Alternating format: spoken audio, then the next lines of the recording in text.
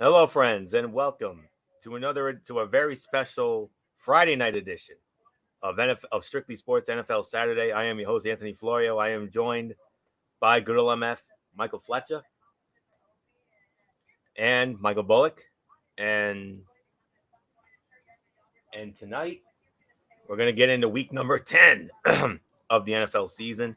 But before we do that, I want to take a moment to apologize to you wonderful fans out there. Last night, due to work commitments beyond MF's control and a commitment beyond Michael Bullock's control, we had no choice but to cancel last night's edition of College Football Thursday. And, you know, as Derek Pereira always once said on this show, we all have lives outside of, YouTube and all that. So just wanted to address that. So our apologies for that. But we're back here tonight for this very special Friday night edition of NFL Saturday, which, of course, normally would be the Cerebral Smack Talk at this time, but we're pushing that back to Sunday night. We'll address that at the end of the show. But let's get into week number 10. And last night, good old MF, Michael Fletcher, front and center. I'm bringing you in here right now.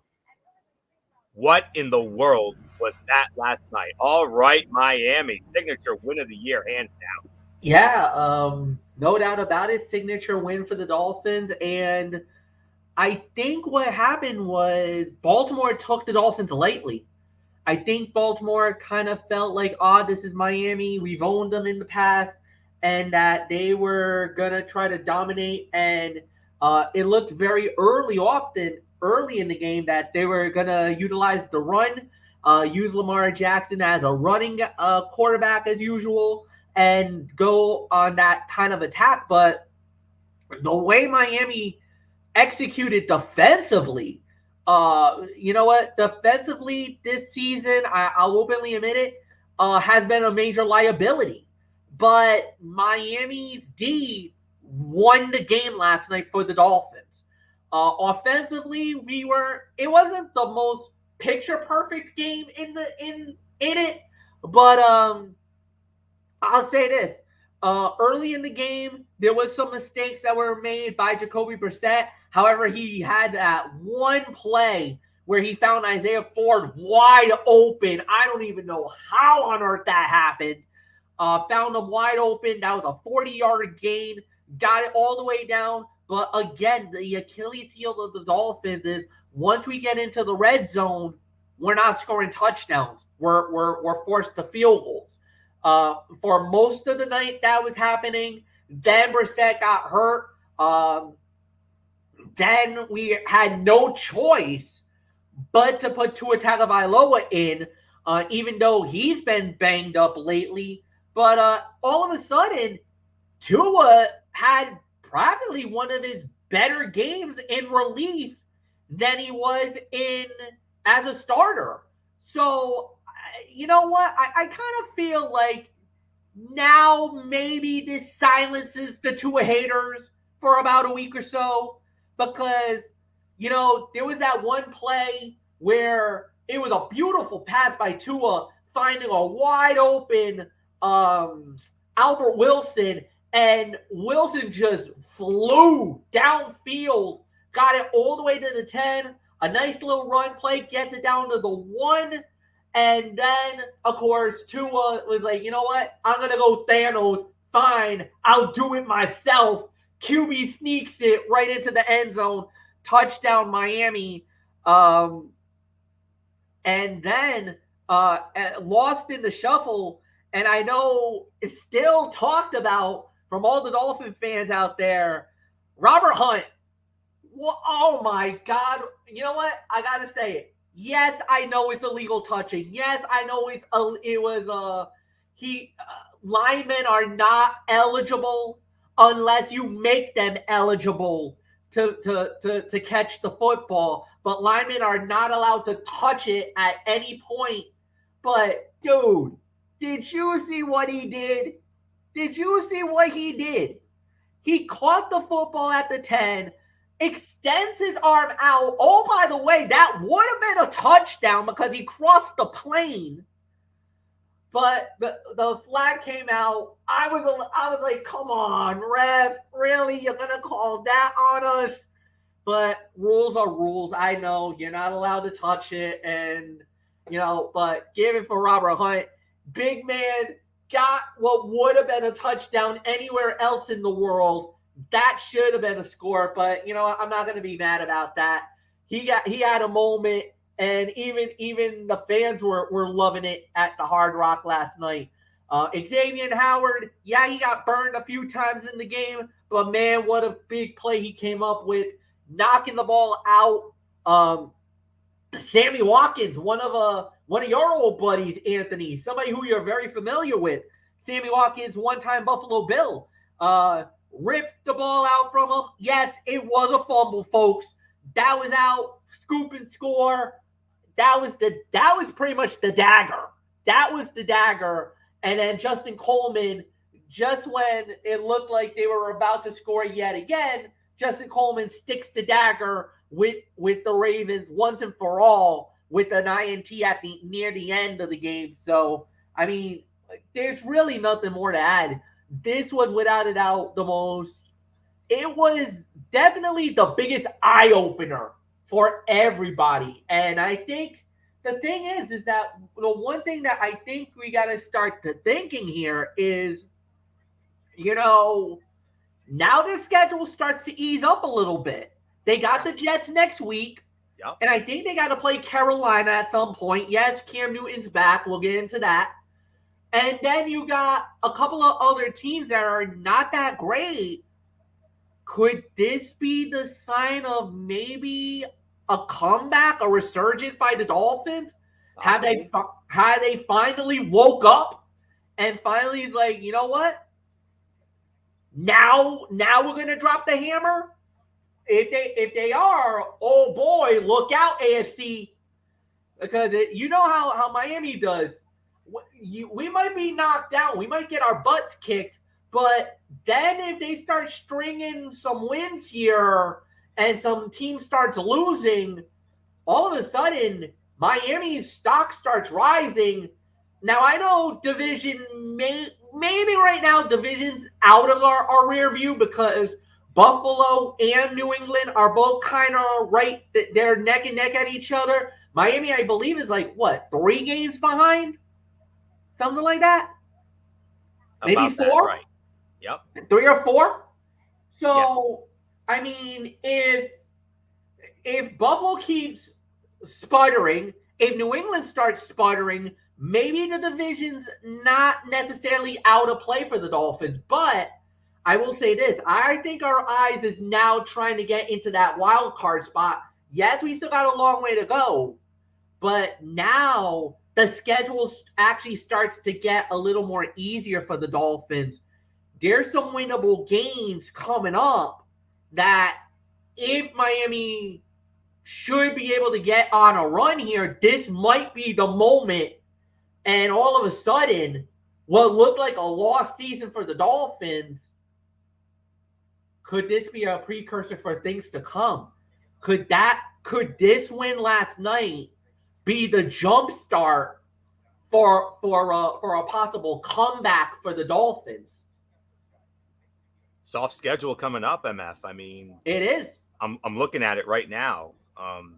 According to my my record and fact book here, you beat the Ravens last night, which I consider your signature win of the year, hands down. Yeah. I mean, I'll go as far as to call that your Super Bowl last night, because you did that to a team that has just been so damn good and so damn dominant and so explosive and considered one of the best teams in the AFC right now too. Absolutely. They were like in the top echelon of the AFC, and down they go.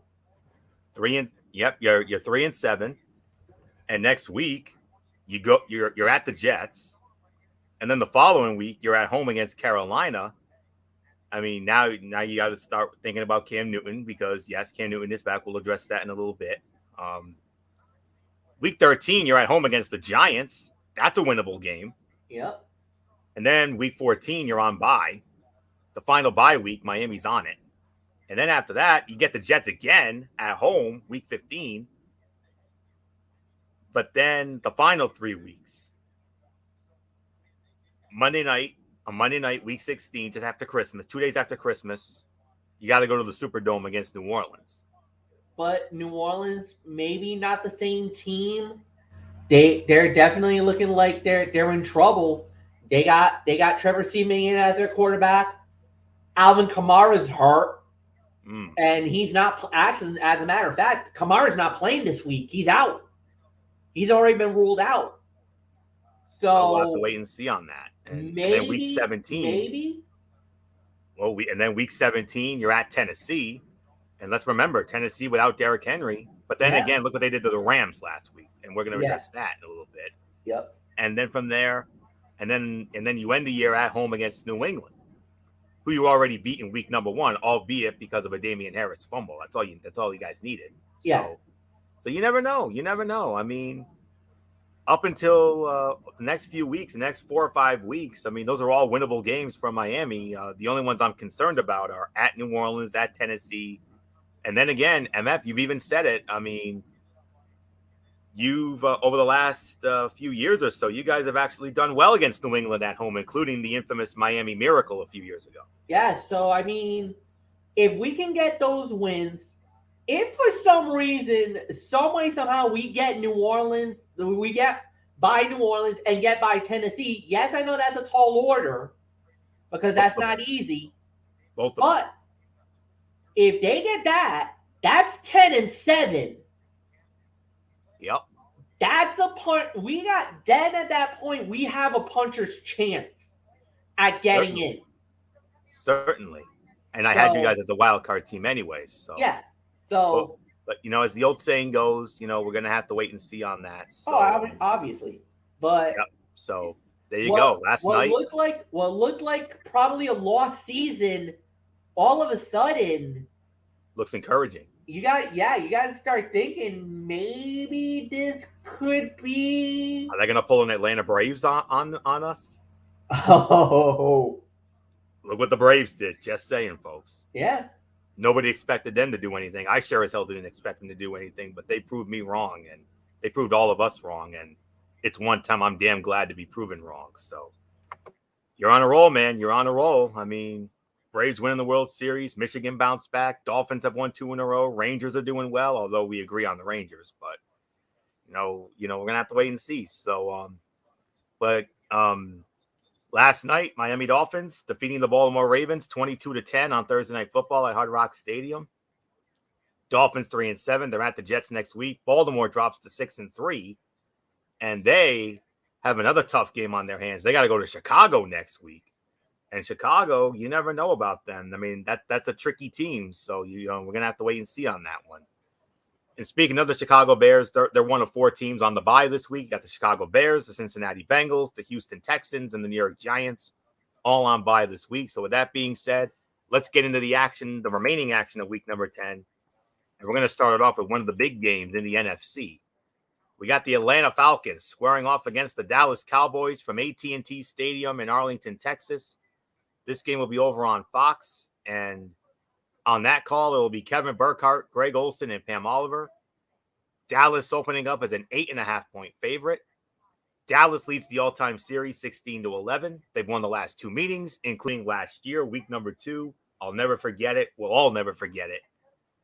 Atlanta had the Cowboys dead to rights, and then Dallas came out of nowhere to win, including the ugliest onside kick defense we've ever seen. I mean, they literally gift wrapped them, that onside kick. 40-39, Dallas won. So Atlanta last won in Dallas in 2015. That was a 39-28 win. So here we go. Let's get into the rest of the Week 10 action, starting with Atlanta and Dallas. And you know how we always do it? We started off with the what to watch for. The Cowboys are coming off their worst performance of the season in a loss to Denver, while the Falcons surprised New Orleans last week and have won 3 out of their last 4. How will each team react? A year ago, the Cowboys beat Atlanta but needed help from an onside kick to get there. Dak Prescott has thrown multiple touchdown passes in 5 straight games but was off in his return from a calf injury versus the Broncos. The Cowboys need Prescott and the offense to find their form to help their defense against Falcon quarterback Matt Ryan. Bold prediction, former Falcons head coach Dan Quinn is facing his old team as Dallas's defensive coordinator, and it's going to be a long day. The Falcons and Cowboys will combine to put up over 800 yards of offense in a true display of offensive fireworks from both teams. Ryan and Prescott will also each have 300-yard passing days with 3 touchdowns apiece. Stat to know, in 4 home games this season, Dallas receivers CeeDee Lamb and Amari Cooper have combined for 94.5 receiving yards a game and 3 touchdowns, as opposed to 196.5 receiving yards a game and 6 touchdowns in 4 road games. Neither Lamb nor Cooper has a 100-yard game at home in 2021. For fantasy, Falcons tight end Kyle Pitts had 51.6% of his season yardage and his only score during a 2-week stretch against struggling AFC East opponents, the Miami Dolphins and the New York Jets. Betting nugget, Dallas is 7-1 against the spread this season, but it's coming off its first non-cover of the season. Still, Dallas is 5-0 against the spread in conference games. Dallas is the FPI favorite, 74.9%, 75% going with the Dallas Cowboys. I'm going with the Dallas Cowboys to win in what I believe will be a very high-scoring shootout. 38-31, the Dallas Cowboys get back on track and knock off the Atlanta Falcons in Jerry World, make it 3 in a row against them. So not much more to say. MF, Atlanta stole one in the Superdome last week, but the Cowboys, what was that against Denver? Oofa. Well, remember what I was telling you about the Miami Dolphins and how I think the Ravens underestimated them? I think Dallas underestimated Denver, but Denver had gotten rid of Von Miller. Von Miller got traded to the Rams. Dallas was thinking easy pickings. We're gonna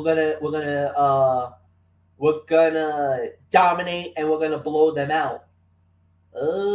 Somebody did not tell Denver that blueprint, because what they did was expose the Cowboys for being frauds, in my eyes.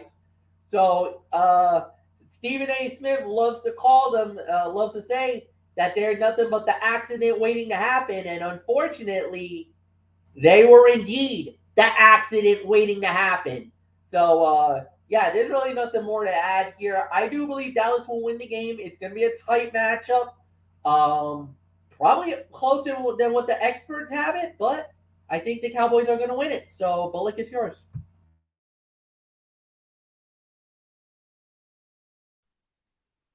I think this is definitely going to be a high-scoring game. If you don't like if you like defenses, well, I don't think this is the game for you folks. So, I think this is going to be closer than what the experts are saying. So, but I do have the Dallas Cowboys winning this one as well. So, let's move on, Florio. All right. So, I'm just checking something here real quick. I just want to see if all right, it's the first one. All right. So, we have a divisional game up next here. This is the first meeting between these two AFC South rivals this season, as it will be the talk of the league from last week, and I'm still fuming over it. The Jacksonville Jaguars squaring off against the Indianapolis Colts, Lucas Oil Stadium, Indianapolis, Indiana, over on CBS. And on that call, it will be Andrew Catalon, James Lofton, and Cherie Burris. And Indianapolis opening up as 10.5-point favorites. Indianapolis leads the all-time series 25-15. Both teams split last year, but both teams won at home. So Indy won at home 28-14. The Jags have not won in Indianapolis since 2017. That was a 27-0 final. So MF, as we start with you, Indy put it all together on a Thursday night against the Jets, 45-30. But the Jacksonville Jaguars. Wow. I'm still in a state of shock. They did that to my Buffalo Bills? You got to be kidding me. No, they did. And the thing is, again, the story of the night about this show teams underestimating bottom feeding teams. Buffalo got too complacent, thinking that, oh, this is going to be an easy battle, this is going to be an easy win, and that, Jacksonville stinks and the whole 9 yards. And the Jaguars rolls up and basically tell Buffalo, hey, you guys are known for tables and everything else, and and the son of the owner of the Jaguars is the owner of AEW. So let's show you how all elite our team is. And sure enough, down goes Buffalo. Big win for Jacksonville. That was a momentum killer too for Buffalo too. That was a devastating blow to Buffalo. So I think, and the thing is, with Indy, they probably learned their lessons. They know what to expect now. This is a divisional opponent. You know they had an easy time with the Jets, but they don't want to fall into the same trap as Buffalo did, and I don't think Indy will. I think Carson Wentz will have an okay game. You got to give the football to Jonathan Taylor, establish the run early and often, and I think they will. Indy should win this game. Nothing more to say. Michael Bullock, I give it to you. Yeah, yeah. I still couldn't believe that that Jacksonville pulled off the upset over Buffalo, but I think to me Indianapolis is going to learn from this one and not take them lightly. I think you're going to see them use Jonathan Taylor and maybe get some good pass plays from Carson Wentz. So yeah, I got Indianapolis winning this one. So Florio, it's yours. Yeah. Just one moment here. All right, I got the info I needed. All right, here we go. Just waiting for this. Okay. What to watch for? How will the Jaguars slow the Colts run game? Yes, Indianapolis running back Jonathan Taylor rushed for a career-high 253 yards against the Jaguars in the season finale last year. But it's not about that. It's about Taylor having rushed for at least 107 yards in 4 of the last 6 games. The Jaguars aren't bad when it comes to stopping the run, 103.4 yards allowed a game. But the Colts are leaning more on the run, as they are 5th in the league with 137.4 yards a game. Bold prediction, Taylor will rush for fewer than 60 yards. He is coming off a 172-yard performance against the Jets last Thursday night, but the Jaguars are allowing 3.8 yards a carry, 3rd in the NFL, and 103.4 yards a game rushing. Jacksonville has struggled against the pass, but has been solid against the run, so Taylor is going to have a tough day. Stat to know, Jaguars quarterback Trevor Lawrence is averaging 302.5 passing yards and 2 touchdown throws over a pair of divisional matchups this season. In non-division games, he averages 100 fewer passing yards, 202.7, and has just 4 passing touchdowns in 6 games. For fantasy, Colts quarterback Carson Wentz has 6 games with 2 passing touchdowns and no interceptions, tied with Green Bay's Aaron Rodgers for the most this season. Betting nugget, Jacksonville is 10-1-1 against the spread in the last 12 meetings between these teams with 3 straight covers.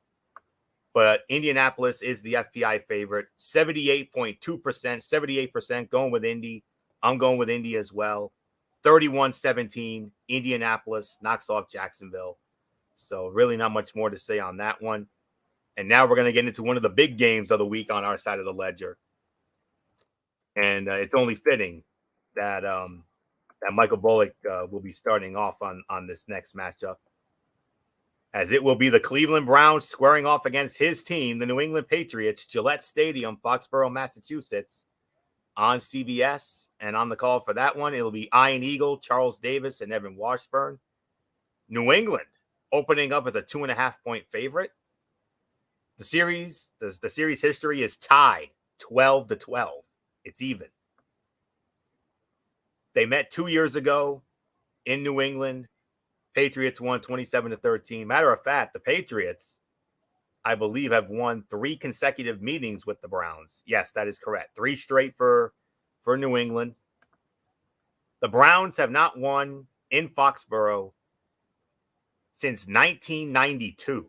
at the old Foxborough Stadium, 1917. That's the last time the Browns won at the Patriots. So there isn't much more to say. Michael Bullock, it's only fitting that we start this game off with you. It's your team. The Cleveland Browns, fresh off an amazing performance against the Cincinnati Bengals in Cincinnati, and your Patriots, Bullock. I mean, after a nice win of their own against Carolina in Charlotte, you're right there with Buffalo, man. You're half a game out. Do you keep the pressure on, or does Cleveland keep their winning ways going? Big game for you, man. Yeah, and I mean it was a nice win for the Browns over the Bengals, and but here's the thing, guys. One of their running backs, Nick Chubb, he ain't going to be playing in this game because early in the week he tested positive for COVID-19. So they were hoping that he would get 2 negative tests in a 24-hour span, but obviously that did not go as planned. So he's sitting this one out. So, but you never know. I mean, they could definitely they could still win this one, but for the Patriots, I mean, what can you say, guys? After a 1-3 start, and people thought it was going to be another meh year, but man, they've racked up three wins in a row now, a game above 500, and putting some pressure on your Buffalo Bills, Florio, and we've yet to play them. So, yeah, so this is going to be a tough one here. I mean, and the thing is, I mean, will Damian Harris play in this game because he's in concussion protocol? So it could be Brandon Bolden. It could be his game because Stevenson is also in concussion protocol as well. So yeah, so we'll wait and see what happens. But I'm going to say right now, I think the Patriots can pull this one out. I'm going to go 24-21. Patriots win by a field goal. So nothing more to say. Florio, it's yours. Yeah. What to watch for? The Patriots have relied on the run game in recent weeks, averaging 137.4 yards over their last 5 games and helping take some pressure off rookie quarterback Mac Jones. But running on the Browns might be their greatest challenge, as the Cleveland defense allows the NFL's 3rd fewest rushing yards, 84.8, and 2nd fewest yards a rush, 3.5. So it might come down to Jones' ability to throw it in the critical situations. Bold prediction: 1 week after Cleveland cornerback Denzel Ward's 99-yard pick six, the Browns will score another defensive touchdown. That will prove to be the difference in a nail-biter. The Patriots' 14 turnovers are tied for 6th in the NFL. Stat to know, New England has played man coverage at the 5th highest rate in the NFL this season, according to ESPN metrics and NFL Next Gen stats, 57%. And on those looks, the Patriots have produced an NFL high 9 interceptions and kept opposing quarterbacks to a 43 QBR, 7th lowest. Browns quarterback Baker Mayfield, meanwhile, has struggled against man coverage this year. His 29 QBR against that scheme is the 2nd worst in the NFL, putting him ahead of only the New York Jets' Zach Wilson. For fantasy, Browns running back Nick Chubb is on pace to be the 7th player to have 1,500 rushing yards on fewer than 300 carries in a season. Last week was his 3rd top 10 finish at the position this year, even though he'll be out. Betting nugget: New England has gone over the total in 4 straight games after going under the total in its first 4. The FPI agrees with you, Bullock. They like your Patriots, 56.4%. 56% going with New England. This is the toughest game to call. I mean, my gut is telling me to go with Cleveland, but at the same time, my mind and my heart is telling me to go with New England. And considering this game is New England, I mean, it's starting to lean a bit towards New England. But after what Cleveland did last week against Cincinnati, I think Cleveland is going to eke this one out. So I'm going to say 22-21. Cleveland knocks off New England. So if I'm wrong, I'm wrong. And I would not at all be surprised if Bullock's Patriots were to win this one. But nothing more to say. MF, one of the top games of the week on our side of the ledger here, Cleveland and New England. No Nick Chubb. Is that going to be a problem for Cleveland? Yes, that's a major problem. And I think that's going to give New England what it needs to win this game because of the fact that Baker Mayfield, he's done well. He'll have dominant Peoples Jones. He's going to have some weapons there. But if you don't have a running game to establish, it forces you to be a one-dimensional offense. And New England is been known to take your best weapon out of the game. So if you're the Patriots, you're thinking, well, you don't have him. That means Kareem Hunt will probably have to do all the work. You can neutralize him, and you don't have to worry about the two-headed monster. If you do that, there's a possibility and a very good chance they take them out. All of a sudden, you start to think in the back of your mind, Cleveland, you got yourself a problem. I don't think that's going to help at all. I'm with Michael Bullock. I think the New England Patriots are going to win this game. So with that said, I really got nothing more to add. Anthony, it's yours. Yeah, very tough to call indeed. So, but next up, okay, it's time, boys. Here we go.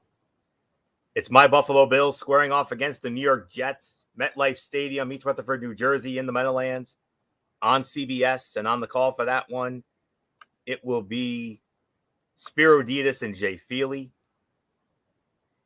Buffalo opening up as a 12.5-point favorite. Buffalo leads the all-time series 64-56. Buffalo swept both meetings last year, which means they won in the Meadowlands 18-10. They've won each of the last 3 meetings in New York. The Jets have not beaten the Bills at home since 2017. That was a 34-21 final. Before I get into this, gentlemen, I'm not referring to MF and Bullock. I'm referring to my team here. I gotta address them here. What in the bluest of blue hells was that a week ago? An absolute putrid dud performance against a team you should have been tossing around like Cabbage Patch dolls, for goodness sakes. You overlooked them. You took them way too lightly. You looked past them thinking we had this easy run going. We got lucky against Miami because Miami had every right to win that game, but somehow, some way, we turned it up late and got it done. But the only thing I'm going to say right here and right now is get your heads out of your asses, wake up, get back to basics, and let's pound these mofos into the ground. Simple as that. Period. Now to the analysis here. As soon as I can find it. All right, here we go. All right. What to watch for on paper? This is a get-right game for the Bills, who don't look like a Super Bowl contender at the moment. They have dropped 2 of their last 3, including an inexplicable, embarrassing, reprehensible loss to the Jacksonville Jaguars. But have no fear, Bills Mafia. The Jets are what you need. New York's defense is ranked 32nd in points against, 31.4 a game, and yards allowed, 408.1 a game. Both franchise worsts. Bold prediction, Buffalo running back Devin Singletary will run for 75-plus yards, and the Bills' running game will take a step in the right direction. Singletary has seen his carries decrease over the last few games and has not run for even 30 yards since week 4. But with fellow running back Zach Moss in concussion protocol this week and coach Sean McDermott publicly discussing how the team's rushing attack needs to be better, Singletary will have an opportunity for a big game. The fact that the Jets have the sixth worst rushing defense, 133.3 yards against the game, and are tied for the league high in 15 rushing touchdowns allowed, will only help the Bills prove they can run the ball. Stat to know, Jets quarterback Mike White has a 60.4 total QBR this season. The only Jets quarterback to have 60-plus QBR in the past 5 seasons was Ryan Fitzpatrick, who had a 62 in 2015, minimum of 100 action plays. For fantasy, a different Bills wide receiver has scored over 21 fantasy points in each of Buffalo's last 4 games on the road against the Jets. Deontay Thompson, Zay Jones, John Brown, and Cole Beasley. Betting nugget, New York has won its past 2 home games as at least a 6-point underdog outright. Buffalo, overwhelming FPI favorite, 82.8%, about 83% going with the Buffalo Bills. Of course, I'm going to go with my Buffalo Bills to get their heads out of their asses and get this thing right. 27-13, Buffalo knocks off. Oh, you best believe it, Bullock. Let's just say I'm going to be going John Moxley and 97 Bret Hart combined, and you guys don't want that. 27-13, the Buffalo Bills, they get it right. They better get it right, because if they don't, so help me God. That's all I'm going to say. So, not much more to say. MF, are they going to get their heads out of their asses? They're going to get this right? They're going to get back to basics or what? They should. There's no doubt about it. Look, the coach got the attention of the team now. That's the one thing.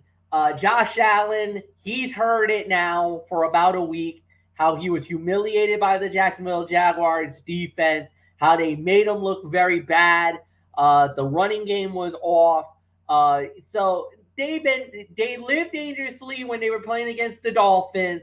They got exposed by the Jaguars, by all teams. Jacksonville exposed them.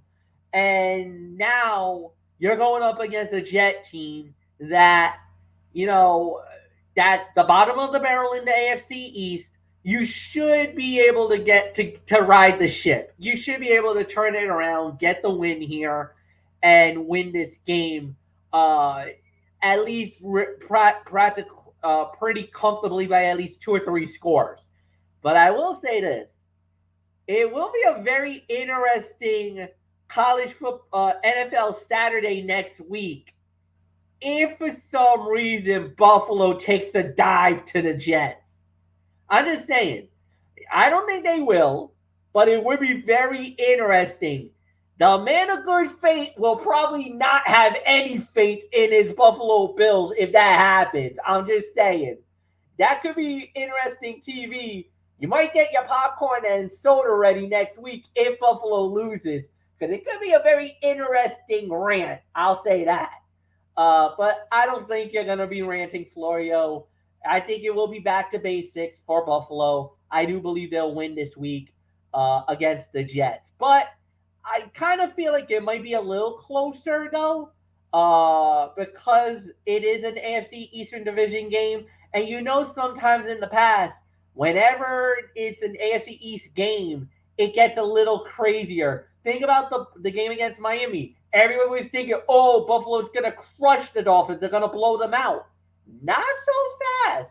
Miami hung tough. Yes, Buffalo won at the end, but Miami hung tough. I think it's going to be one of those type of games again. So, Anthony, you're going to have to probably sweat this one out for about 3 quarters, and then Buffalo will probably end them in the 4th. So, be prepared is all I'm going to say. Buffalo wins. Bullock, it's yours.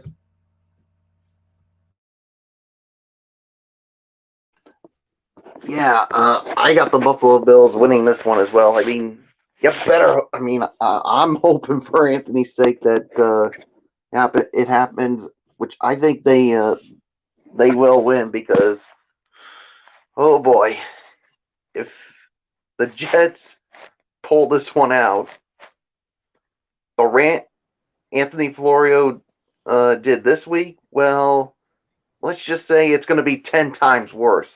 Like you said, Florio, it's going to be John Moxley and 97 Bret Hart, where with that promo with him and Vince McMahon from that Monday Night Raw. The go-home show for WrestleMania 13, mind you. Yeah, so you hear that, Buffalo Bills? You better get the job done, or wake up. Or you're going to see a side of Anthony Florio that you haven't seen in a long time, and I don't think anybody wants. You're gonna see a side of me you've never seen before. I mean, Moxley and Bret Hart's one thing, but if so help me God, if this happens, the only thing I can say is I'm gonna throw a new one at you. I'm gonna channel my inner angry edge, and you don't want that. Yeah. So you hear that, Buffalo Bills? Wake up! Yeah, you better not blow this, or you're gonna get that next week. So I don't think we're going to see it, but like I said, my warning to you, Bills, get the job done, or let's just say all hell's going to break loose. Bills win. Yeah. Florio, it's yours. Wake up. That's all there is to say. Wake up. All right. All kidding aside, let's move on to our next matchup here. Another one that really should be a lock of the week here. The Detroit Lions squaring off against the Pittsburgh Steelers, Heinz Field, Pittsburgh, Pennsylvania. This game will be over on Fox.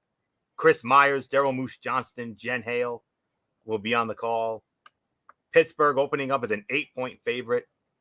Pittsburgh leads the all-time series 17-14 with a tie. Steelers have won the last 5 meetings in a row against the Lions, including the last one in Pittsburgh in 2013, 37-27. The one tie was in Pittsburgh in 1959. That was a 10-10 tie. You guys want to know the last time the Lions won in Pittsburgh? You got to go all the way back to 1952. Whoa. 1952. Almost 70 years ago. 69 to be exact. 31-6. But let's be realistic. MF, I think we're going to hear 6 in a row for the Steelers over the Lions. Lions will have to wait another few more years to get another win in Pittsburgh. But right now, the Steelers, after it looked like they were going to be that downward spiral team from last year, oh no, we got the 11-0 team back. Well, I don't want to say yes to that yet, Florio, because remember, But they're on the rise. They are on the rise. I will give you that. But the thing is that with Pittsburgh, I mean, okay, I know I'm going to offend a few Steeler fans here, and I know I'm going to anger them, but I don't really care at this point right now. Who have you really beaten this season, honestly? I mean, other than Buffalo at the beginning of the year, which was week 1, but, I mean, you beat Denver. You beat Cleveland. They won in Cleveland. Yeah, they won Cleveland, which was good. Chicago. Chicago's feast or famine right now. Middle of the road. Seahawks, they didn't have Russell Wilson. Remember, Russell was out, injured. So I'm not necessarily jumping on the bandwagon yet on the Steelers. I know I have a friend of mine who is a fan of the Pittsburgh Steelers that would love for me to jump on that bandwagon. I'm not doing it yet. But I will say this. They will win pretty handily because it's the Lions. They stink. They're that bad, folks. They talk about biting kneecaps and everything else. Bite your own kneecaps there, Danny boy, because that's all you've been doing all season long. Biting your own kneecaps. Losing games left and right. Losing them in the most heartbreaking way. 66-yard field goal, oh, by the way. Or 65-yard field goal, oh, by the way. That ball is still going right now. But anyway, it's going to be pretty much Pittsburgh winning. No big surprise. Bullock, it's yours. Yeah, I got Pittsburgh winning this one. It's not even close. And Florio, you and I have been known for bold statements here. So yes, sir. I'm going to make a bold statement right here, right now. Unless I see something from the Detroit Lions the rest of the season that makes me think they'll eventually win a game, I think for the second time in franchise history, they'll have a winless season. 0-18. Or Yes. 0-17, rather. 0-17. Yeah, that's what it is. So, I mean, right now I just don't see anything that makes me think they're going to win a game. Because either they're playing good teams or just finding a way to lose. That's the way I see it. So number one, I got Pittsburgh winning, and my bold statement is, unless something unless I see something the remainder of the season that makes me think they'll win a game, they're going to go winless again for the second time in franchise history. Period. End of quotation. End of statement. Florio, it's yours. And the other 0-4, of course, was 2008 when they went 0-16. So you never know. It could happen again. So we'll have to wait and see. So, all right. What to watch for? The Steelers have a bad habit of letting teams hang around in the second half. And just earlier this week, they allowed the Chicago Bears to mount a 2-score comeback to take the lead in the fourth quarter. Coach Mike Tomlin was adamant there aren't any FCS games in the NFL, and facing a winless Lions team, the Steelers will have to ward off second-half complacency to avoid falling victim to a team whose desperation makes it especially dangerous. Bold prediction, Lions quarterback Jared Goff will pass for 300 yards. He has 7 straight starts with under 300 passing yards, which is tied for the longest streak in the NFL this season. He has averaged a league-low 6.1 air yards per attempt, but part of that has to do with his offensive weapons, particularly at wide receiver. Regardless, Goff is coming off a bye week where he said he had a lot of time to refresh. This will be the week that he breaks that streak. Stat to know, Steelers running back Najee Harris has 752 scrimmage yards on the year, the most by any Steelers player in his first 7 career games since the 1970 merger. For fantasy, don't let the bye week make you forget that Detroit running back DeAndre Swift is on pace for 100 receptions this season. He has caught at least 5 passes in 4 straight games. Betting nugget, Pittsburgh has failed to cover 8 straight times as a favorite, including the playoffs. It went 3-5 outright in that span. FPI going with Pittsburgh, 73.6%, 74% going with Pittsburgh. I'm going with Pittsburgh, and I think it will be closer than you think. 26-20, I got Pittsburgh outlasting Detroit. So not much more to say here. This next game, based on records, you can make an argument that this is the game of the week on our side of the ledger. A cross-flex game, a game that you would normally see on Fox, cross-flexed over to CBS, and boy, did they give us a good one here. The New Orleans Saints squaring off against the Tennessee Titans, Nissan Stadium, Nashville, Tennessee. And this game will be over on CBS. And on the call for that one, it will be Kevin Harlan, Trent Green, and Melanie Collins. Tennessee opening up as a 3-point favorite.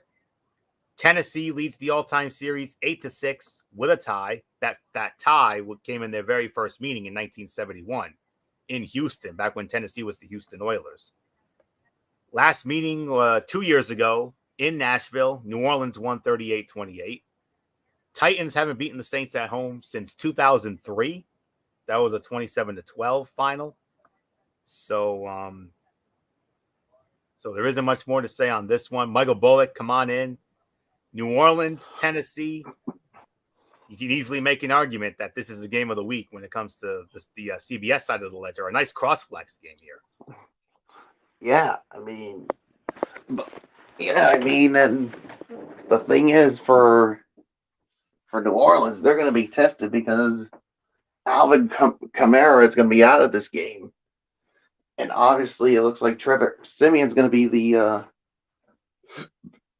the starter again. So, and Tennessee, with what they did going into LA and being a pretty good Rams team, and I like to say, no Derrick Henry, no problem. And I expect the momentum for them to continue going into this one. So I'm going to go with the Tennessee Titans to win this one. So Florio, it's yours. Okay. What to watch for? As soon as I can find it. All right. What to watch for? The Saints' run defense is the best in the league, allowing only 73.8 yards a game. But Titans offensive coordinator Todd Downing wants to maintain the same run-heavy approach they've had this season. The way the carries are distributed and how much patience the Titans have with the run game is something to watch, because the rushing attack is critical in setting up the play-action passing part of Tennessee's offense. Bold prediction, Saints backup quarterback Taysom Hill will throw and run for touchdowns while reemerging as a dynamic playmaker for a Saints offense in dire need of them. Surprisingly, he has never had a passing and rushing score in the same game, but Titans receivers A.J. Brown and Julio Jones will both find the end zone as well. Stat to know, Titans running back Adrian Peterson needs 1 touchdown to pass Walter Payton at 125 and tie Jim Brown 126 for 10th on the all-time list. For fantasy, in the last 10 quarters of Derrick Henry's season, Brown turned 29 targets into 25 catches, 379 yards, and 2 touchdowns. In the first week without him, Brown's 11 targets yielded just 5 catches and 42 yards. Betting nuggets, since 2018, New Orleans is 7-1 against the spread as a road underdog. The FPI favors Tennessee, 59.7%, 60% going with Tennessee. I'm going with Tennessee to win as well. 24-17, Tennessee knocks off New Orleans. So there isn't much more to say here. MF, what a tasty cross-flex game we got here, New Orleans and Tennessee. Even though what Bullock said about Alvin Kamara definitely puts a dent on it. Yeah, well, going into it, that was going to be one of the matchups that we were going to be talking about was Alvin Kamara versus Derrick Henry initially. But Derrick Henry got hurt. He went down with an injury, so he was out. Now Kamara's not playing, so now it's going to become an aerial assault. So what are we going to get from the quarterbacks? And this is where I kind of got to give the advantage to Ryan Tannehill more than Trevor Siemian. So, yeah, at the end of the day, I'm with you, Florio. I'm going to go with the Tennessee Titans to win this game, continue their run and their streak and everything else, and maybe, just maybe, reclaim the #1 spot in the AFC. So, Florio, it is yours. All right. So with that, we have one more early game to address, and it is a rematch of last season's NFC wildcard game, as it will feature the Tampa Bay Buccaneers squaring off against the Washington football team, FedEx Field, Landover, Maryland, on Fox. And on the call for that one, it will be Adam Amin, Mark Schlereth, and Shannon Spake. Tampa Bay opening up as a 9.5-point favorite. Washington leads the all-time series 11-10.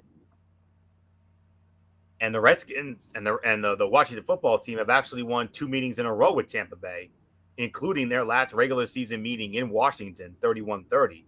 Buccaneers' last regular season win at Washington and overall was 2014. That was a 27-7 final. And, of course, like I said, this is the rematch of that playoff game that Tampa Bay won 31-23 en route to the Super Bowl. So here we go with Tampa Bay and Washington. What to watch for? Washington quarterback Taylor Heinicke played better against the Bucs defense than almost any other quarterback in last season's playoffs. He completed 26 of 44 passes for 289 yards, 1 touchdown, and an interception, but also ran 6 times for 46 yards and another score in a 31-23 loss. But Tampa wasn't expecting to face him last January and now has 8 more games of film to study him. Bold prediction, Buccaneers quarterback Tom Brady will throw at least 4 touchdown passes. That might seem routine for him.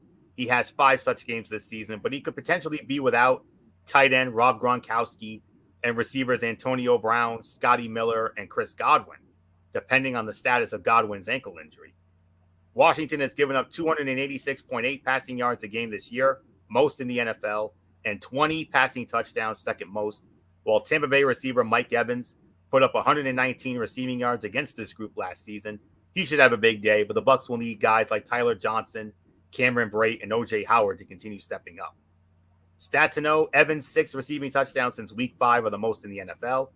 For fantasy, the Bucs have had one of the top 6 receivers in fantasy in each of the last 4 games, and they twice had 2 receivers crack the top 6 in a given week over that stretch.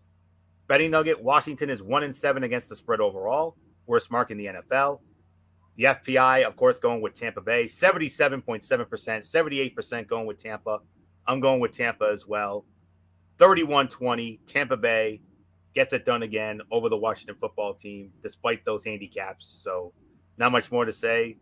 MF, Tampa Bay and Washington, rematch of last year's wildcard game. game. Yeah, a rematch of last year's wild card game, which was a very good matchup to say the very least. It wasn't no 5-star classic, but it was definitely a solid game. Uh, Washington gave Tampa everything they could handle and then some, but then Brady and company just knew what to do at the very end, was able to get by Washington en route to the Super Bowl. Like you said, this is going to be a very interesting matchup to say the very least, but I do believe Brady and company should be able to get the job done. And yes, I do agree with you guys. I do have the Tampa Bay Buccaneers winning the game. So nothing more to say. Michael Bullock, I give it to you.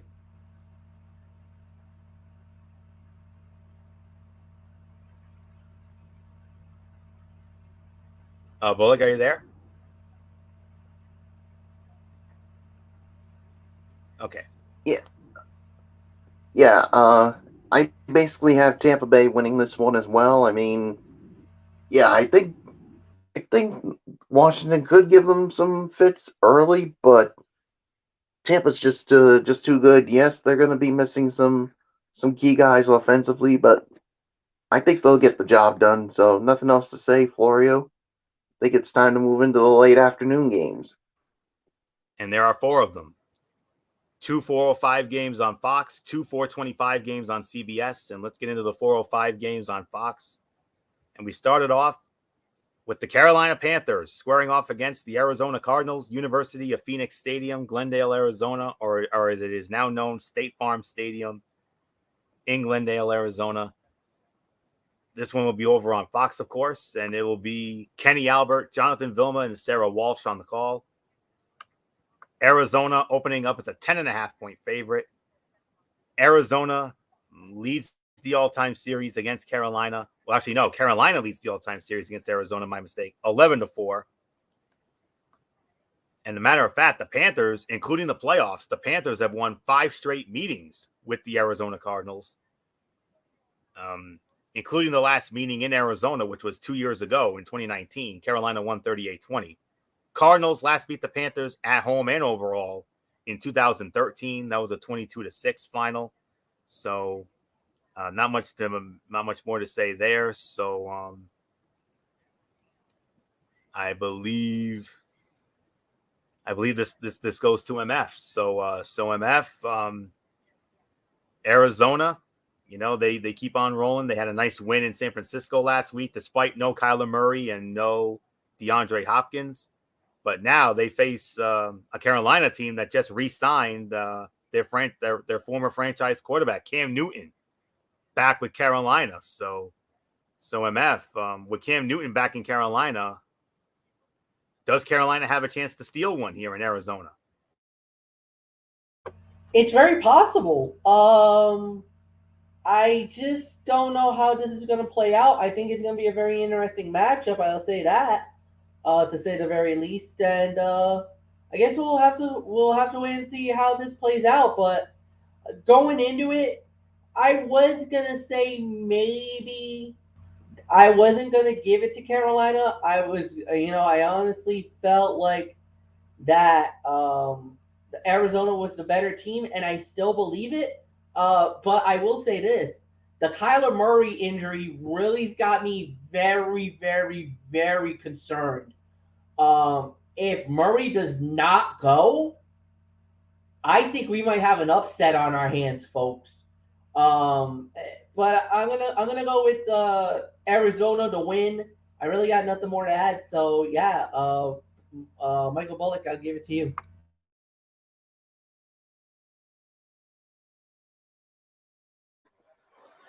Yeah, yeah, like you said, I think Arizona's definitely going to win, but not having Kyler Murray could make this game even closer. So I'm going to go with the Cardinals to win this one as well. So Florio, it's yours.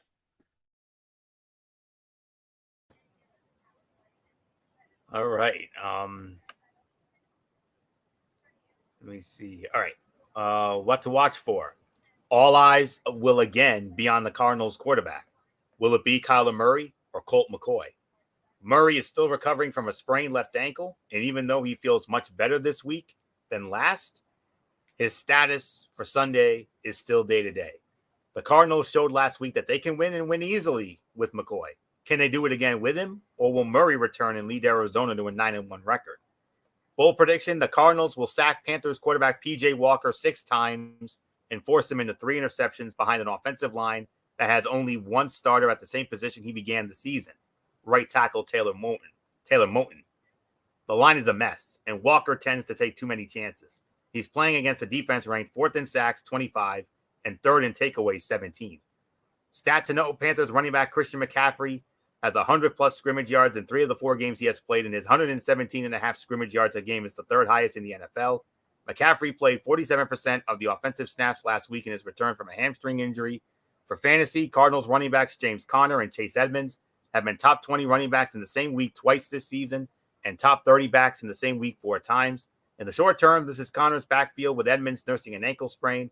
Conner's 10 rushing touchdowns are tied for the most in the NFL with Derrick Henry. Betting nugget, Arizona is 7-2 against the spread this season and 6-1 against the spread in its past 7 games. But Carolina is 9-3 against the spread in road games under coach Matt Rule. Arizona, overwhelming FPI favorite, 85.2%, 85% going with Arizona. I'm going with Arizona, 38-17. Arizona all over Carolina, regardless of whether it's Cam Newton or not. So next up, the other 405 game on Fox, and we got a very intriguing sleeper matchup right here. We got the Minnesota Vikings squaring off against the Los Angeles Chargers from the home of Super Bowl 56, SoFi Stadium, Inglewood, California.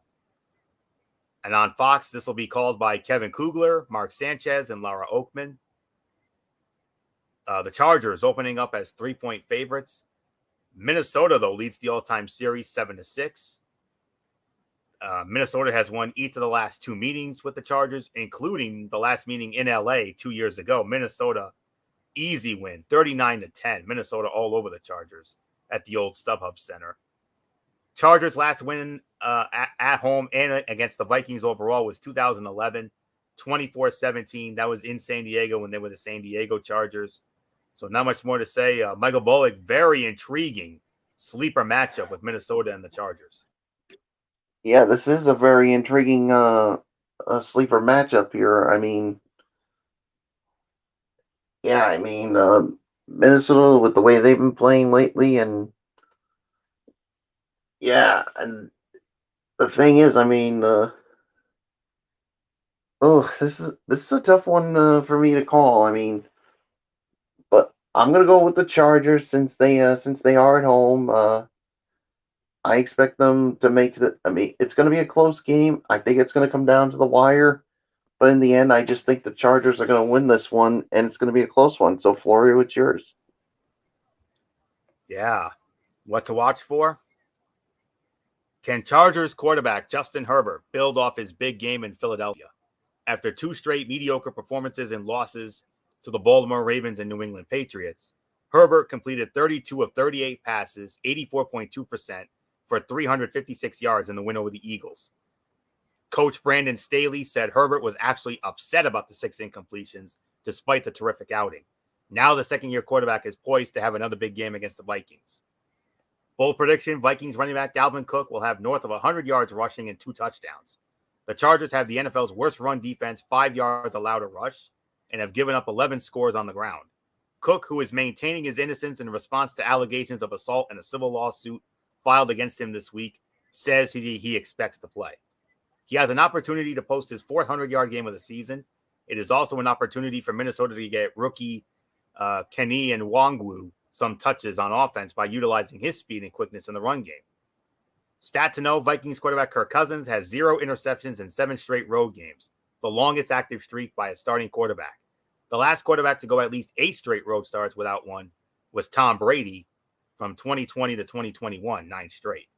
For fantasy, Chargers receiver Mike Williams has 16.4 total fantasy points over the last 3 weeks. Prior to that stretch, he was averaging 23.2 fantasy points a game this season.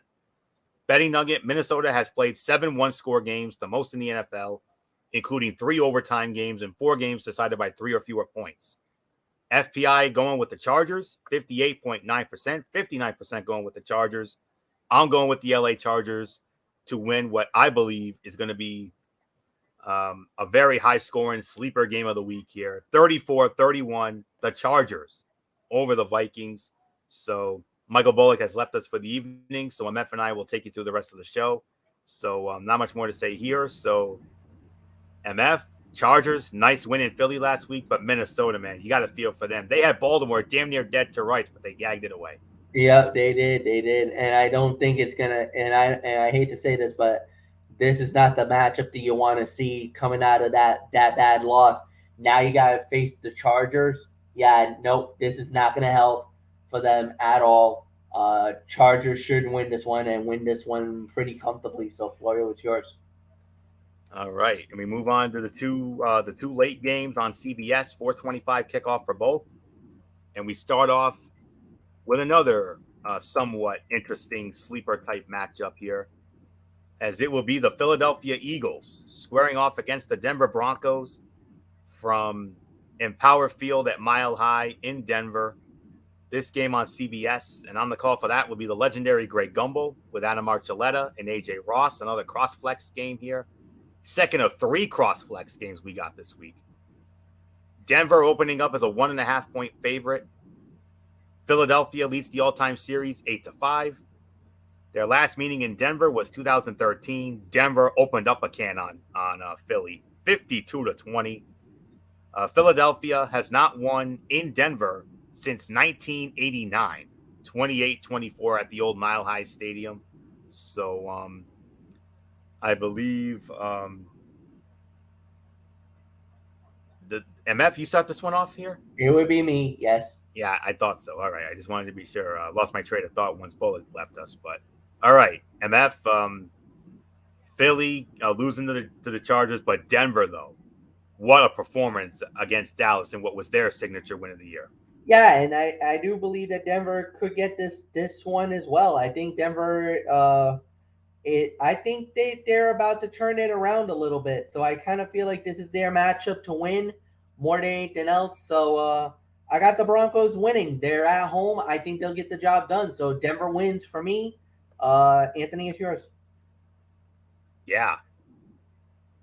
What to watch for? The Eagles have rushed at least 30 times in 4 games this season, including 2 of their 3 wins. That identity gives quarterback Jalen Hurts the best chance to keep the offense moving. Will Philly stick with it against Denver? The Broncos are coming off their best constructed win since Peyton Manning retired, 30-18 over Dallas last week, but they haven't always handled their success well.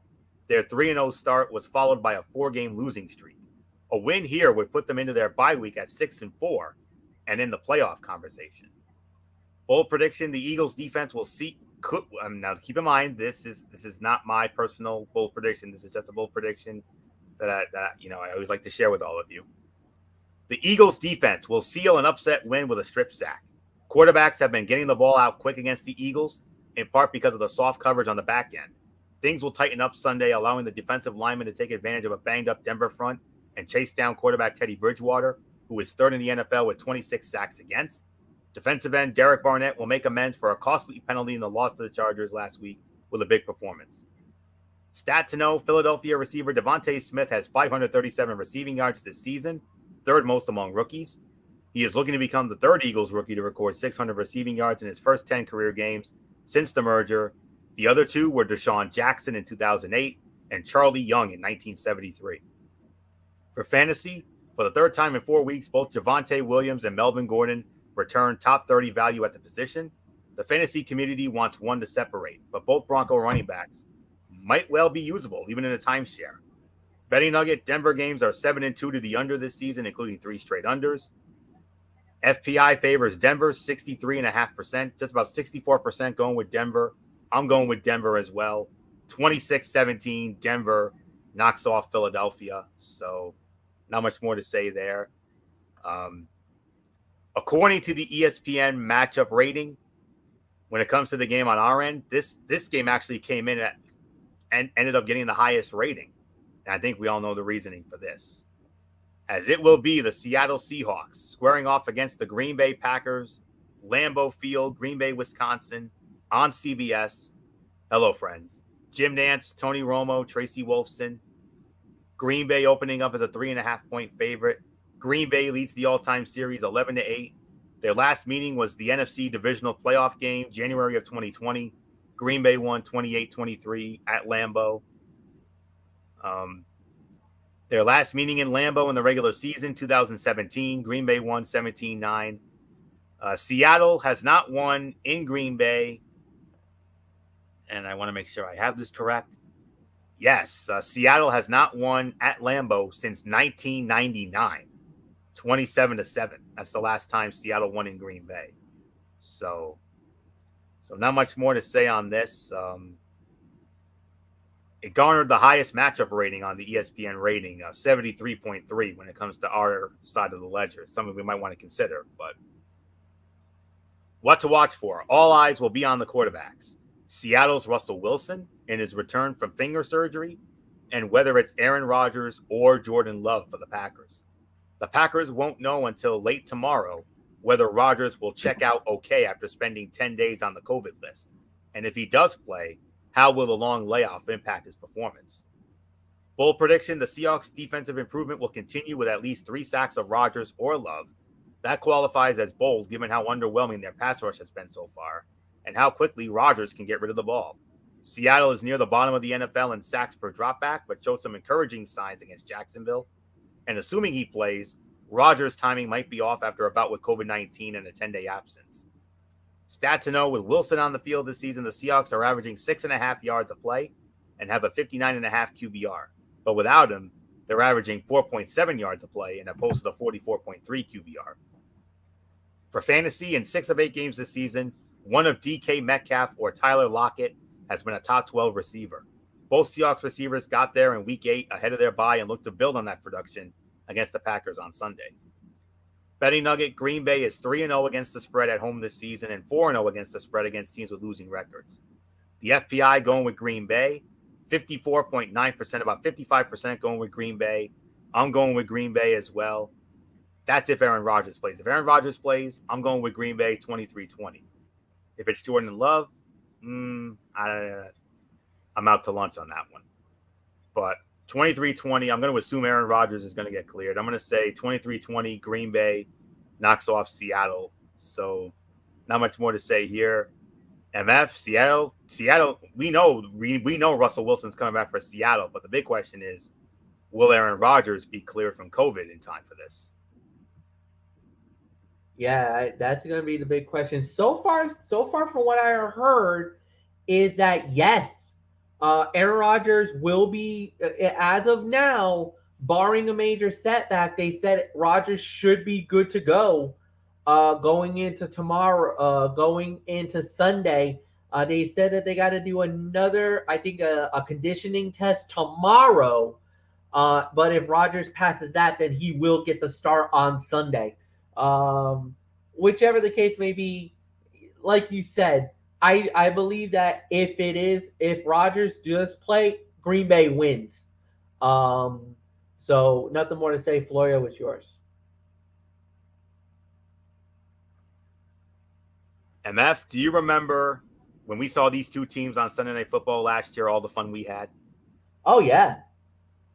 Well, they're doing it again on a Sunday night this year. Almost the exact same time, only it's a week earlier.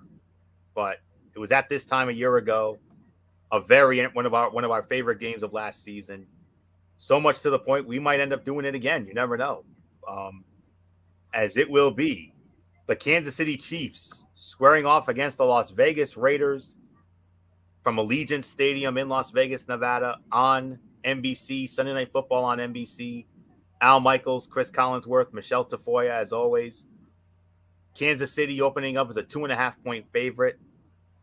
Kansas City leads the all-time series 66-53 with 2 ties.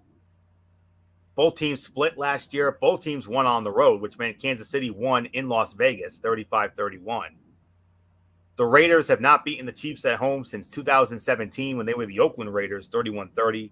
But since then, Kansas City has won in either Oakland or Las Vegas 3 years in a row. So not much more to say. MF, I mean, I'm going to be honest with you. I have not been able to put together our cruise for this week because, the records are just topsy-turvy all over the place.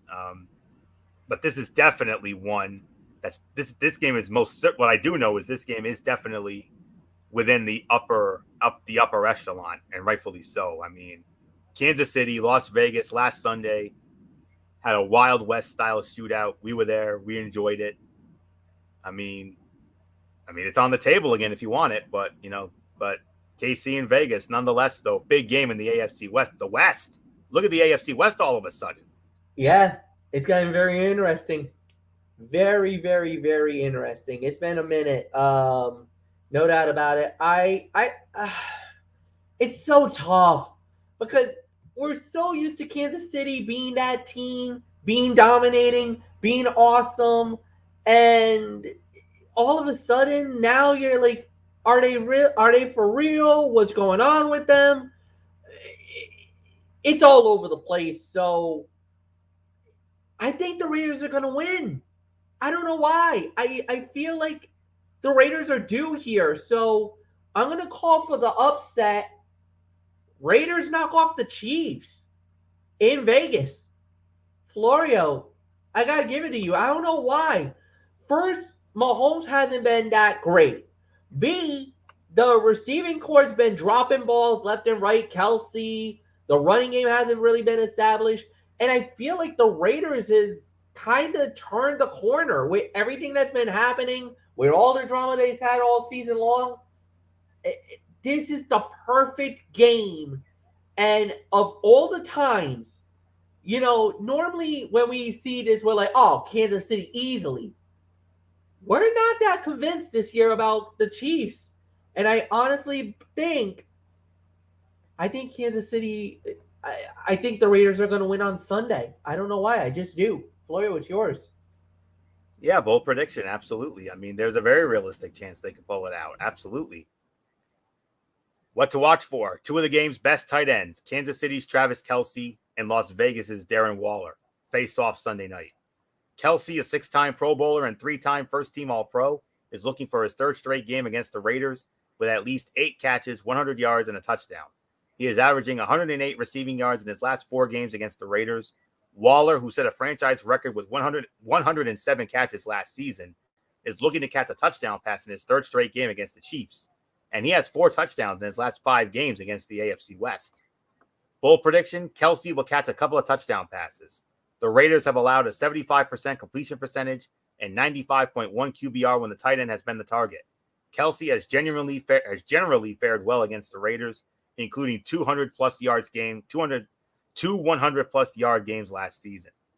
Stat to know, the Raiders are allowing the second fewest yards per attempt, 6.3, in the NFL this season, behind the Buffalo Bills. And Chiefs quarterback Patrick Mahomes is throwing for 6 yards per attempt since week 5, number 31 out of 34 qualified quarterbacks over that span. For fantasy, Las Vegas receiver Hunter Renfrow has been a top 27 wide receiver in 4 of his last 6 games, yet he was started in under half of ESPN leagues in week 9, 43%. Betting nugget, Kansas City is 4-16 against the spread in its last 20 games, including the postseason. Kansas City, FPI favorite, 52.6%, 53% going with Kansas City. MF, I mean, I know you're not convinced about Kansas City, but I still have this feeling about the Chiefs, though. I still have this feeling about them. I still have this feeling that this is going to be the breakout game right here.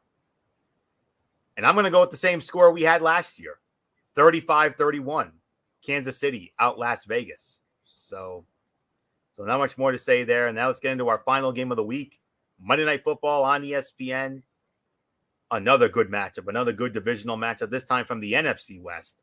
The Los Angeles Rams squaring off against the San Francisco 49ers, Levi's Stadium in Santa Clara, just outside of San Francisco.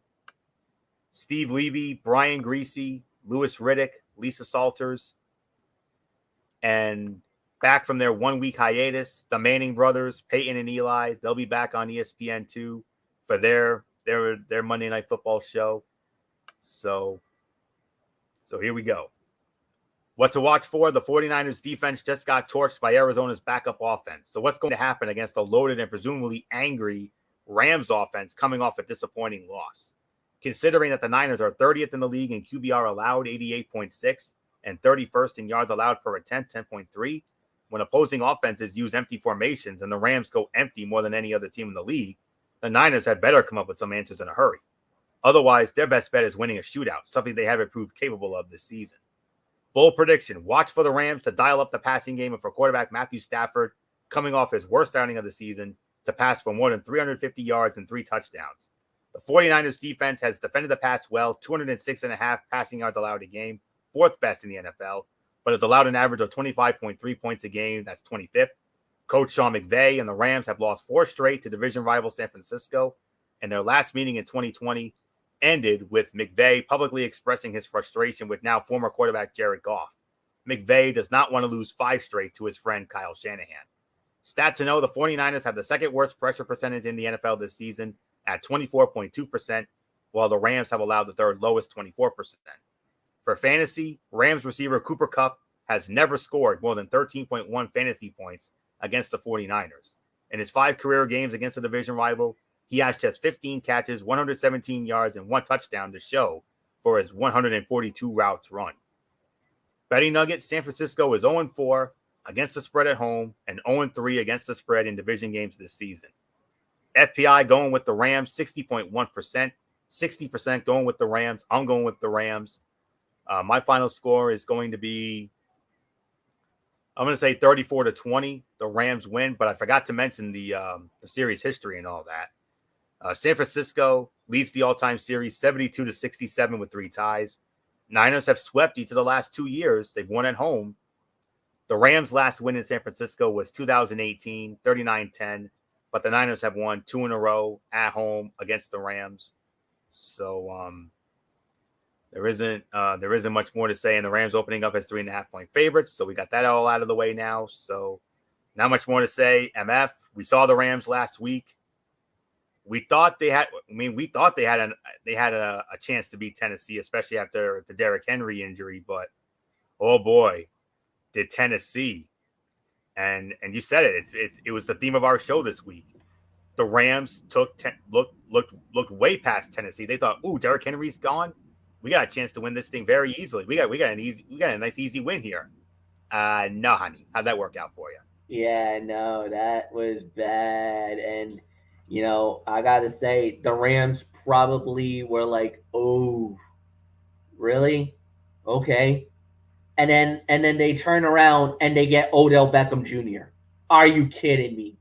Are you kidding me? They're going all in. They're going all in. Oh my God. There's really nothing more for me to say. I think the Rams are going to beat the Niners now. I mean, you just stacked the deck. So Rams win, Florio. It's yours. All right, and that will put the bow on this special Friday night edition of NFL Saturday. We want to thank you all so very much for tuning in. On this show next week, looking at the slate for Week 11, we got a lot of good matchups here next week that we're going to be getting into. Starting with Thursday Night Football, a rematch of Super Bowl 51, the greatest Super Bowl of all time in our eyes. The New England Patriots and the Atlanta Falcons. That'll be on Thursday night. For the Sunday slate, listen to some of these good matchups. Another wild card rematch. The Indianapolis Colts against my Buffalo Bills in Buffalo. The Baltimore Ravens against the Chicago Bears. The Green Bay Packers against the Minnesota Vikings. The New Orleans Saints against the Philadelphia Eagles. The Cincinnati Bengals against the Las Vegas Raiders. The Dallas Cowboys against the Kansas City Chiefs. The Arizona Cardinals against the Seattle Seahawks. And the Pittsburgh Steelers against the Los Angeles Chargers. Great matchups next week. So we'll get into that. All right. Usually we do this show on Saturday night, but we're not doing it tomorrow night. We obviously did it tonight, and it's for good reason. Myself, MF, Michael Bullock, obviously not together, but separately. We're all planning on watching the AEW Full Gear pay-per-view. Those tend to run late, and it would be way too late for us to do a show. So that's why we did this tonight. So if you're wondering about the Cerebral Smack Talk, don't worry. We're going to have a special Sunday night edition of that show. We're going to review Friday Night SmackDown. We're also going to review AEW Rampage. And we're also going to review the AEW Full Gear pay-per-view. MF, do you have a time for that show Sunday night? Right now, I'm tentatively penciling it for 10 o'clock. Okay. Yeah, that works for me. So yeah, if that's what's good for you, that's good for me. So Mm-hmm. so if you want to do it at 10, that's fine with me. I guess we can pencil it in for 10 then. Yeah. All right. So 10 p.m. Sunday night, you heard MF. 10 p.m. Sunday night, his channel Brace Fan 95 for that special Sunday night edition of the Cerebral Smack Talk. Monday night, we got Ridiculously Raw as we kick off Survivor Series week. The Go Home Show from Monday Night Raw on the road to the Survivor Series from Indianapolis. And we'll review Monday Night Raw as well as my Tony's take on Impact Wrestling and 205 Live as always.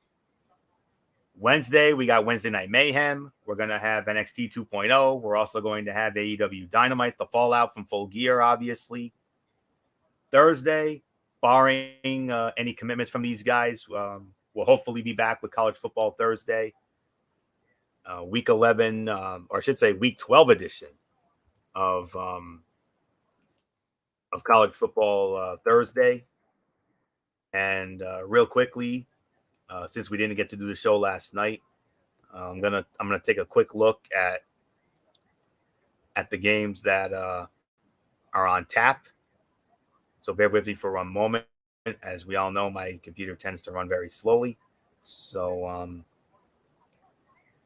I'll get that information for you as to what we can expect on this show, on the college football show. This upcoming Thursday night, should we have a show, because we couldn't do a show last night because of the commitments beyond MF and Bullock's controls. So just trying to find it here. All right, so should we have a show Thursday night? Some of the notable games to look forward to: Wake Forest against Clemson, Virginia against Pittsburgh. Of course, the game of the week next week, Michigan State and Ohio State. That's the big one. Oregon against Utah. I'll even give you Iowa State and Oklahoma. That's a good one as well. And then Arkansas against Alabama in a sleeper matchup. And, maybe not as exciting as what we have this week, but there are some interesting games. Of course, Michigan State, Ohio State, that's the big one next week. So we'll get into that on Thursday. And then next Friday night, it will be the return of the Cerebral Smack Talk. We will review Friday Night SmackDown. We'll review AEW Rampage. And we will also have our preview of the 2021 WWE Survivor Series, the 35th annual Survivor Series. We'll get into all that. Who we think will win this latest battle of brand supremacy between Monday Night Raw and Friday Night SmackDown. We'll get into all that next Friday night. And then next Saturday night, we'll be back at our normal time for the Week 11 edition of NFL Saturday, as we are definitely rolling here. We're moving here. We're already 10 weeks in. I mean, almost 11 weeks in. It's unbelievable. I feel like just yesterday we started this. So that'll do it. So until Sunday night at 10 p.m. for our special Sunday night edition of the Cerebral Smack Talk over on MF channel Brace Fan 95. This is Anthony Florio here, signing off on behalf of all of us here at Strictly Sports and the Wrestling Forum. Good old MF Michael Fletcher, Michael Bullock, the First Lady of the Wrestling Forum, Dee Dee Woodson, and always and forever, the Yankee Messiah 401, Derrick Ferreira. You know the routine, everybody. Thumbs up. Talk to you later. Yeah. Throw it up Fortune 4 style. Bye for now, my friends. God bless. Be good to each other. Have a blessed weekend. And until Sunday night, for that Sunday night edition of the Cerebral Smack Talk, you've been watching this special Friday night edition of NFL Saturday, Week 10, right here on the Tone 25 on YouTube and Streamio.com. For everybody who has been a part of this one, for now, Anthony Florio. So long. Bye, everybody. Bye.